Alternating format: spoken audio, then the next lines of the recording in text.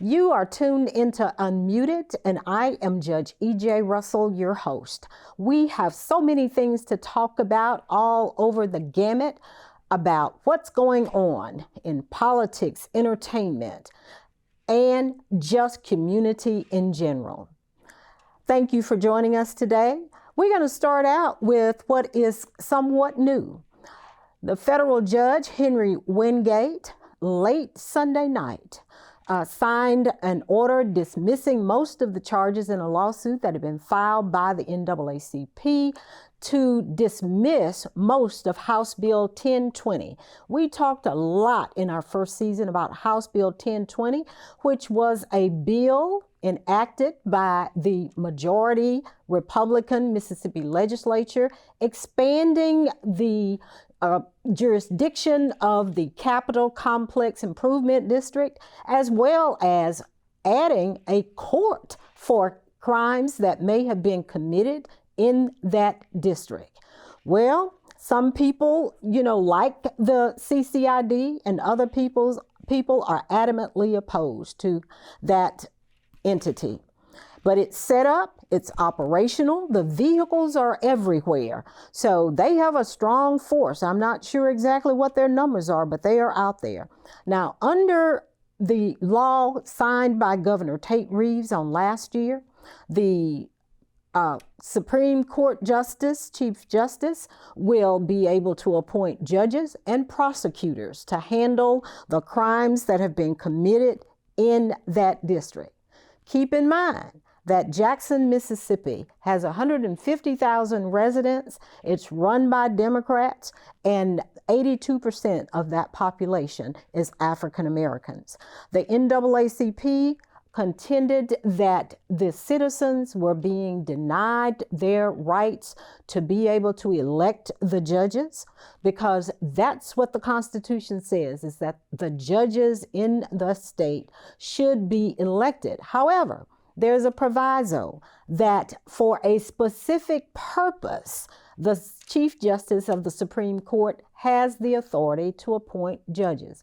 In this case, even the local prosecutors won't be involved. The Attorney General, Lynn Fitch, will appoint some prosecutors to prosecute these charges.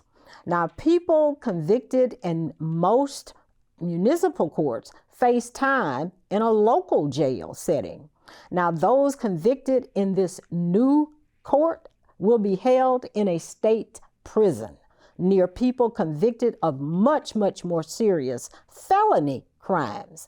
Most municipal judges are appointed by city officials, and Jackson has a black mayor. Jackson, once again, is about 82% black, but these judges aren't even required to be living in the city of Jackson. So ideally, this court could have a judge from Northeast Mississippi, North Mississippi, anywhere. I'm not so sure if it even requires that they live in Mississippi in the law. However, they would need to be licensed to practice in Mississippi. But that could be a Tennessee judge, that could be a Louisiana judge making decisions about the citizens of Jackson, Mississippi, who may commit these misdemeanor offenses. Legal arguments in the case touched on racial discrimination, public safety, and democracy.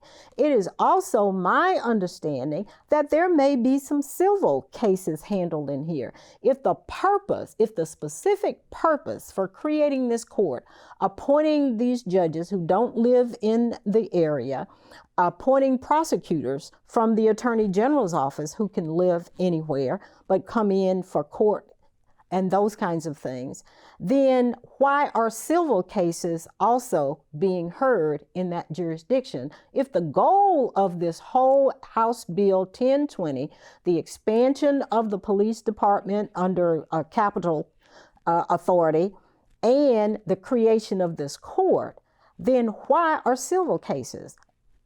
If it's only to control crime, that specific purpose was to control crime.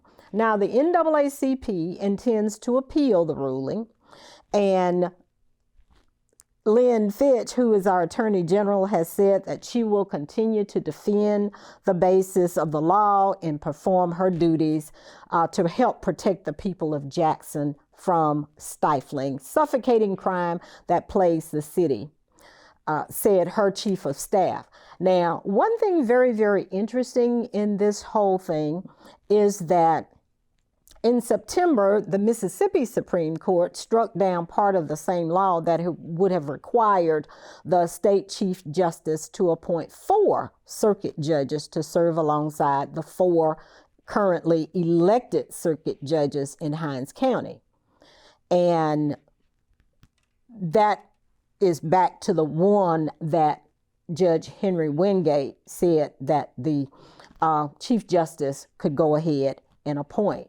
But we will have to see how this comes out. Now, the judge said that the city of Jackson basically has failed the citizens in the Hinds County, the way the dockets are backlogged, and people are just not being prosecuted at a pace to keep up with the crime. He said it was stifling and was not very kind, if you will, to the judicial parties in Hinds County.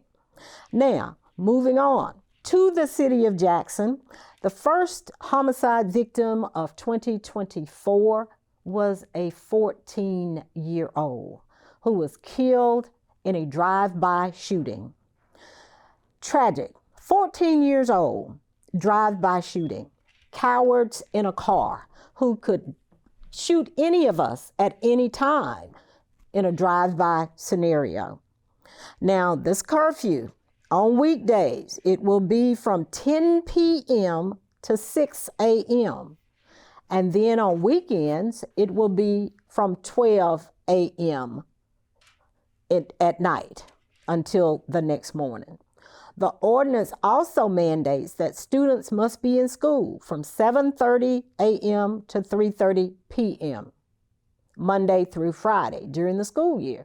Well, they're supposed to already be in school from 7:30 to 3:30. We have truancy laws that are just simply not being enforced. So the curfew is not going to help if the law enacted by the legislature that says when these kids are supposed to be in school is not being enforced even now. Students found in violation will be subject to youth court laws, the ordinance states. Well, they already are. And if a parent's child is caught breaking the curfew, the first time they'll receive a warning for the offense. After that, they will have a $25 fine.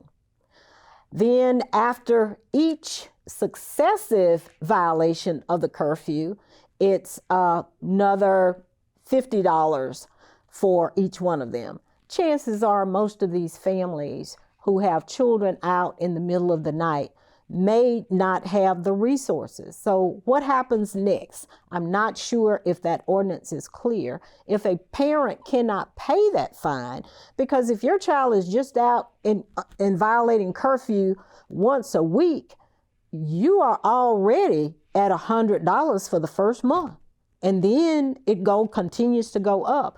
Plus, I did not see or hear or read anything that would provide for intervention at any point.